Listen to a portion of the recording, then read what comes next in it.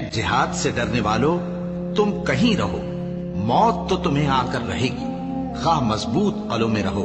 वो अल्लाह के पैगंबर की मर्जी के बरखिलाफ बैठ रहने से खुश हुए और इस बात को नापसंद किया कि अल्लाह की राह में अपने माल और जान से जिहाद करें, और दूसरों से भी कहने लगे कि गर्मी में मत निकलना। इनसे कह दो कि दोज़ख की आग इससे कहीं ज्यादा गर्म है। काश ये इस बात को समझते, और अगर वो निकलने का इरादा करते तो उसके लिए सामान तैयार करते। लेकिन अल्लाह ने उनका उठना और निकलना पसंद ही ना किया, तो उनको हिलने जुलने ही न दिया, और उनसे कह दिया गया कि जहां माजूर बैठे हैं तुम भी उनके साथ बैठे रहो।